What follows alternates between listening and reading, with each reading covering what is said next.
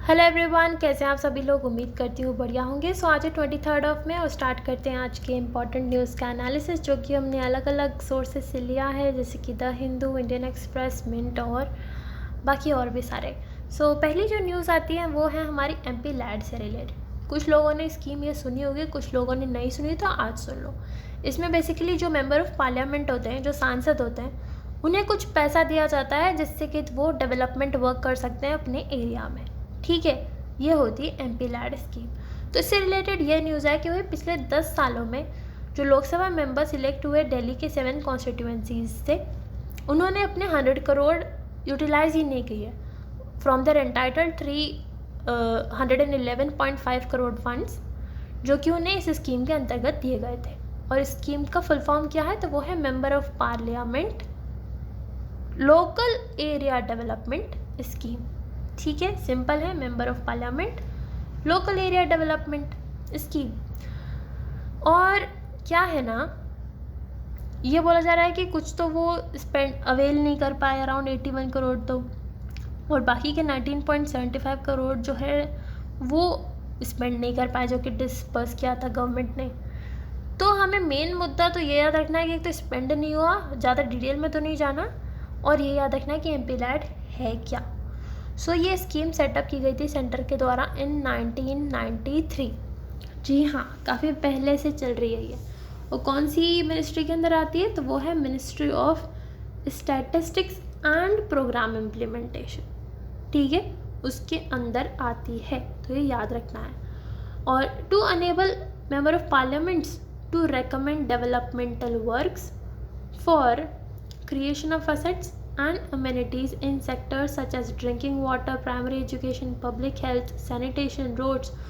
so इस तरह के अलग अलग कामों के डेवलपमेंट के लिए MP को, सांसद को कुछ रुपए मिलते हैं, जो कि उन्हें सेंटर से मिलते हैं और वो यूज़ कर सकते हैं। अब क्वेश्चन आता है कितने मिलते हैं, तो वो मिलते हैं 5 करोड़ एनुअली, जो कि 2 इक्वल इंस्टॉलमेंट्स में रिलीज़ होते हैं। और इसका मतलब ओवरऑल देखें तो किसी भी सांसद के बाद 5 सालों के लिए 25 करोड़ तक का फंड होता है उनके डिस्पोजल पे, जो कि वो 5 साल में स्पेंड कर सकते हैं। तो ये काम कैसे करती है पूरी स्कीम, तो बेसिकली जो सांसद होते हैं उनको जाना पड़ता है डिस्ट्रिक्ट एडमिनिस्ट्रेशन, उनको वो बताते हैं कि भाई क्या क्या काम करने की ज़रूरत है, क्या क्या प्रोजेक्ट्स जो है इम्प्लीमेंट करने की ज़रूरत है under the MP LAD scheme. District administration फिर अप्रोच करता है Ministry of Statistics and Programme Implementation को, उन्हें बताता है कि भाई ये काम हमें करवाने हैं, उनके लिए आप फंड्स दे दीजिए। और फिर जब एक बार MP अपनी डिमांड वगैरह भेज देता है, तब फंड्स रिलीज़ हो जाते हैं, और जो कि फिर डिस्ट्रिक्ट एडमिनिस्ट्रेशन यूज़ कर लेता है उनको काम वगैरह को करने के लिए। ठीक है, सिंपल सा फंडा है अपना, ज़्यादा कुछ है नहीं। तो इतना ही नहीं, इसमें पूरा ट्रैक भी होता है कि भाई सिर्फ पैसे लेके बैठे हो या कुछ काम वाम भी कर रहे हो। तो हर MP, हर सांसद, हर मेंबर ऑफ पार्लियामेंट के एक एक्सक्लूसिव अकाउंट भी होता है विद द मिनिस्ट्री, जहाँ पे वो रिकॉर्ड रखते हैं, they can keep track of the project process. और इसके अलावा जो सांसद होता है उन्हें मंथली प्रोग्रेस रिपोर्ट भी प्रोवाइड करानी होती है। अगर वो नहीं करवाते हैं तो फिर मनी नहीं मिलेंगे। ठीक है, और इसके बाद if the district administration is not able to complete the project, the unutilize money is transfer to the next financial year और the next MP from a constituency. तो कहीं ना कहीं ये फंड लैप्स नहीं होते, यानी कि अगर आप यूज़ नहीं कर पाए इस फंड को तो वो लैप्स नहीं होगा, अगले साल के लिए ट्रांसफ़र हो जाएगा, अगले साल यूज़ कर सकते हो आप। ठीक है, सो ये था हमारी MP लैड स्कीम, याद रहनी चाहिए, इम्पॉर्टेंट है और सिंपल भी है। अब बढ़ते हैं आगे, NCBIC। अब ये क्या है, ये होता है national council for cement and building material. तो ये जो काउंसिल है for cement and building material, इन्होंने एक इंक्यूबेशन सेंटर इनाग्रेट किया। तो इनाग्रेट किसने किया, तो जो ministry of commerce and industry के अंदर डिपार्टमेंट आता है for promotion of industry and internal trade, उसके जो जॉइंट सेक्रेटरी हैं श्री संजीव, उन्होंने इनाग्रेट किया इस इंक्यूबेशन सेंटर को, जिससे कि स्टार्टअप्स वगैरह को मेंटोरशिप दी जाए, उन्हें प्रमोट वगैरह किया जाए, कैसे उनको है प्रॉपर एक्सपर्टीज़ दी जाए। किससे रिलेटेड? सीमेंट, बिल्डिंग मटेरियल, इनसे रिलेटेड जो भी स्टार्टअप्स रिलेटेड हैं उनसे उनको जो है एक्सपर्टीज़ वगैरह मिलेगी, ताकि वो अपने प्रोडक्ट्स वगैरह को और इनोवेट कर सकें और मार्केट रेडी प्रोडक्ट्स बना सकें फॉर कमर्शलाइजेशन। ठीक है, सिंपल सी न्यूज़ है। अब आता है बात एनसीबी होता क्या है। तो वही काउंसिल है फॉर सीमेंट बिल्डिंग मटेरियल के लिए, और एपेक्स है बॉडी है जो कि रिसर्च डेवलपमेंट में ध्यान देती है सीमेंट अलाइड बिल्डिंग मटेरियल और कंस्ट्रक्शन इंडस्ट्रीज से रिलेटेड, इन सब में R&D वगैरह करती है। आती किसके अंडर है? तो department for promotion of industry and internal trade के अंदर ही आती है। ठीक है, कहीं ना कहीं हम ट्रेड वगैरह को प्रमोट करने की बात ही तो कर रहे हैं इसमें, और इंडस्ट्री को प्रमोशन की भी बात कर रहे हैं। सो ministry of commerce and industry, simple. उसके अलावा ये वाले जो काउंसिल है, इनकी एक इंटरनेशनल कॉन्फ्रेंस भी ऑर्गेनाइज होगी इस साल, लेकिन वो लेट होगी, नवंबर में। सो वो 18th कॉन्फ्रेंस होगी जो न्यू दिल्ली में होगी, और उसकी जो थीम क्या होगी? वो होगी cementing the net zero future. ठीक है ना, सिंपल है। बढ़ते हैं आगे। अब आता है वैक्सीन चेन। वैक्सीन जो सप्लाई चेन होती है उसको कैसे डिजिटाइज कर सकते हैं।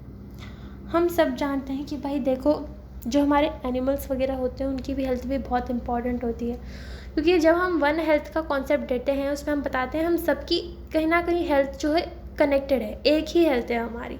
अगर उनमें कोई वायरस पाया जाता है तो कहीं ना कहीं हमें भी अफेक्ट करता है।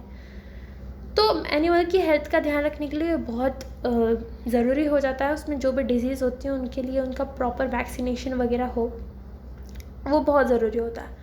तो उसी के लिए जो उसका पूरा कोल्ड चेन मैनेजमेंट होता है उसको हम डिजिटाइज करना चाह रहे हैं। सो उसी से रिलेटेड MOU हुआ। तो किस किस के बीच हुआ? तो वो हुआ Department of Animal Husbandry and Dairying, जो कि Ministry of Fishery Animal Husbandry Dairy में आता है। उन्होंने साइन किया MOU with UNDP, United Nations Development Programme, on digitisation of vaccine cold chain management, capacity building and communication planning. ठीक है, simple है। कैपेसिटी बिल्डिंग कैसे करनी है, कैसे उस पूरी चेन को मैनेजमेंट करना है, कैसे इंश्योर करना है कि हर जगह वैक्सीनेशन हो, वो सब इसमें काम होगा। तो कहाँ पे हुआ ये? तो ये हुआ the we the people hall, जो कि UNDP का कंट्री ऑफिस है न्यू दिल्ली में। ठीक है, सो ये जो पूरा प्रोसेस होगा it will be monitored through the help of new age technology और आर्टिफिशियल नेटवर्क इंटेलिजेंस, थ्रू एक नेटवर्क है जो कि UNDP के द्वारा ही डेवलप किया गया है, जिसका नाम है animal vaccine intelligence network. So animal vaccine intelligence network नाम का जो नेटवर्क है उसके थ्रू ही जो है ये पूरा प्रोसेस मैनेज होगा। पूरा जो कोल्ड चेन मैनेजमेंट है, पूरा मॉनिटरिंग है, इसी से होगी। ठीक है, उसके अलावा हम सब जानते हैं कि ज़ूनोटिक डिजीज़ वक्त के साथ बढ़ती जा रही हैं और इनके फ्रीक्वेंट आउटब्रेक देखे जाते रहते हैं। जैसे कि कुछ भी ले लो, बर्ड फ्लू ले लो, फुट एंड माउथ डिजीज़ ले लो काऊ वगैरह में। तो अब जैसे एनिमल्स वगैरह को कोई लोग खाते भी हैं तो उनसे भी ह्यूमंस की तरफ आते हैं ऐसे डिजीज़, या और तरीक़ों से भी आ सकती हैं। तो इन पे हमें ध्यान देने की बहुत ज़्यादा ज़रूरत है। और हमें कुछ मिल्क प्रोडक्ट्स भी मिलते हैं काऊ वगैरह से, जैसे कि गाय से हमें दूध मिलता है, उसी तरह से एग्स वगैरह मिलते हैं कॉक वगैरह से, मुर्गी वगैरह से। तो इनका ध्यान रखना बहुत ही इम्पॉर्टेंट हो जाता है, इसलिए it's important to increase their vaccinization. यहाँ पे ये काट देना, ये आधी अधूरी लाइन है। यही कहना चाह रही थी बेसिकली ये लाइन कि वैक्सीनेशन को कैसे और बेहतर बनाया जा सकता है। अब आते हैं ईरान पर। ईरान में हमने सुना था कि वहाँ के जो प्रेसिडेंट हैं वो हेलीकॉप्टर क्रैश में नहीं रहे, अब उनकी डेथ हो गई, जिनका नाम था इब्राहिम राइसी। उनकी जगह एक इंटरिम प्रेसिडेंट नियुक्त किए गए हैं जिनका नाम है मोहम्मद मुखबिर। ये बेसिकली वहाँ के पहले वाइस प्रेसिडेंट भी थे और अब इंटरिम या एक्टिंग प्रेसिडेंट की तरह भी वर्क करेंगे। ठीक है, ईरान की कैपिटल की बात करें तो वो होती है तेहरान और करेंसी है वहाँ की रियाल। सिंपल सी न्यूज़ है ये तो। सो बस इतना ही था आज के सेशन में। I hope it help you. Thank you so much. Have a nice day.